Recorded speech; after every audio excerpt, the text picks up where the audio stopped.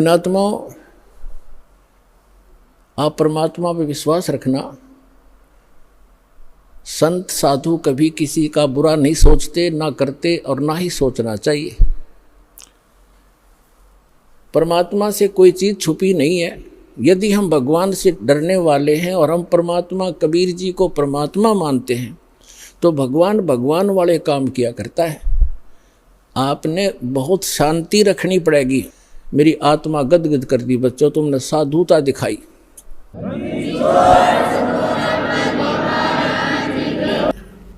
सुन रामानंद राम हम और मैं बावन नरसिंह। कहती है लीलाएं मैंने ही की थी। वो कबीर इज गॉड। बोलो सतगुरुदेव की जय हो। और किसी के जच्चे भी कोई ना इस अतिथि में तो जच वही हंस है जो अपने गुरु के प्रति एक इतनी भी आस्था बिगड़े नहीं मन में, चाहे कोई सारा समाज कह ले। आज इस दास के साथ वही लीला हुई, क्रोथा कांड।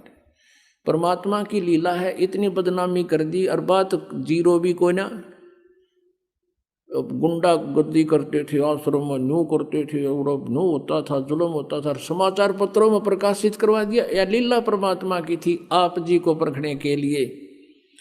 लेकिन आप इतने पुण्यात्मा थे और पहले की इन दुर्घटनाओं से कि कहाँ मार खाते हैं, फाउल पॉइंट आपका याद भी थे।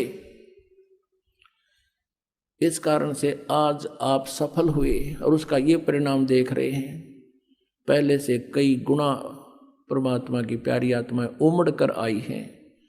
आपके हृदय में ये समाया भी नहीं कि ये बकवास क्या कर रहे हैं, क्योंकि आप आंखों देख रहे थे और इसका ये परिणाम हुआ। परमात्मा की रजा में राजी रहना सीखना पड़ेगा अपने। परमात्मा चाहे किसी प्रकार भी आपको रखता है, चाहे भूखा रखता है, प्यासा रखता है, पर कहते ये ऐसा नहीं होगा कि भूखा और प्यासा आपको रख ले भगवान, क्योंकि ये दयालु मालिक है। ज्यों राखो त्यों ही रहूं, अमरा के चारा, खाने जाद खरीद हूँ गुलाम तुम्हारा। परमात्मा की रजा में राजी रहना सीखना पड़ेगा अपने। परमात्मा चाहे किसी प्रकार भी आपको रखता है, चाहे भूखा रखता है, प्यासा रखता है, पर कहते ये ऐसा नहीं होगा कि भूखा और प्यासा आपको रख ले भगवान, क्योंकि ये दयालु मालिक है। उसके बच्चे जो सही भक्ति पर लग रहे हैं वो भूखे प्यासे नहीं रह सकते हैं, उनके परमात्मा को नींद नहीं आओ। फिर भी परमात्मा हमें याद दिलाना चाहते हैं। हम डिमांड करते हैं कोई बहुत बड़ी किसी वस्तु की, छोटी वस्तु की, और वो हमें नहीं मिल पा रही है। हम भक्ति साधना भी कर रहे हैं, तो अनजान व्यक्ति जिनको ज्ञान नहीं है वो अपनी सारी भक्ति का, सारे माइंड का जो ना जोर, सारी टेंशन इससे बात पर ला देखे भगवान यो हो, ये लगा देता है, ये हो जा, मुझे ये वस्तु मिल जा, नौकरी मिल जाए या कोई और वस्तु मिल जाए। तो सुख प्राप्ति के लिए संत सुखी मन जीती हो। यदि हम किसी वस्तु को पाने का प्रयत्न कर रहे हैं और नहीं मिल रही है, तो ये सोचना चाहिए इसमें कोई हमारी भलाई है। परमात्मा जो करता है वो सही करता है। ये बातें हृदय में समानी पड़ेंगी, ये फार्मूले अपनाने पड़ेंगे इस इक्वेशन को सोल्व करने के लिए, कि परमात्मा जो करता है वो गलत नहीं करता। ठीक है, हमने अनजानों ने चाहे कति गलत लगता हो, क्योंकि हम जीव हैं। एक भक्त ने कथा सुनाई, वैसे भी ये कई जगह लिखा हुआ सब पुस्तकों में, कि एक राजा था और राजा का मंत्री, राजा और राजा का मंत्री ये दोनों ही पहले धार्मिक लोग होते ही थे। और वो एक स्वाभाविक बात है, जो उच्च पोस्ट प्राप्त होते हैं, राजा होते हैं, ये पिछले जन्मों के भक्ति साधना से ही होते हैं। इनके अंदर भगवान का थोड़ा बहुत डर बना ही रहता है। तो राजा को इतना विश्वास नहीं था प्रभु पे, लेकिन मंत्री जी को, मुख्य जो उसका मंत्री था, महामंत्री, उसको बहुत विश्वास था परमात्मा की एक एक वाणी पे। एक दिन राजा अपने खड्ग की, अपनी तलवार की धार चेक कर रहा था, किसी से बातें कर रहा था और महामंत्री वहाँ खड़ा था। और उस महामंत्री से अन्य मंत्री जो थे वो बहुत चिढ़ते थे कि राजा इसको महत्व बहुत देता है। आगे पीछे से राजा के कान भी भरते थे कि ये महामंत्री आपका अच्छा नहीं है, ये आपका जो है हितैषी नहीं है, हमने इसके बारे में ऐसा सुना। लेकिन राजा नहीं मानता था, क्योंकि राजा ये मानता था कि धार्मिक आदमी है, भगत आदमी है, गलत नहीं हो सकता, ये ईर्ष्यावश बोल रहे हैं। तो एक दिन वो मंत्री अन्य और महामंत्री और राजा खड़े थे और तलवार की धार को ऐसे वैसे हाथ लाकर यूँ चेक करते हैं। राजा का बातों में ध्यान हो गया और वो धार तलवार की इतनी तेज होती है, उंगली कट गई राजा की। और राजा ने कहा मर गया मैं तो, भाई नाश हो गया। तो महामंत्री ने कहा कि बहुत अच्छा हुआ। अब राजा की तो 100 पर सुई गई कि देख निकम्मा आदमी, मेरी उंगली कट गिरी, उन्होंने कहा है बहुत अच्छा हुआ। तो उसके फिर वह बात भी खटक गई कि ये मंत्री ठीक कहा करते कि ये दुश्मन है मेरा, मेरी उंगली कटी, ये खुशी मना रहा है, उन्होंने कहा बहुत अच्छा हुआ। राजा ने कहा कि इसको जेल में डाल दो, वो कैद में डाल दिया।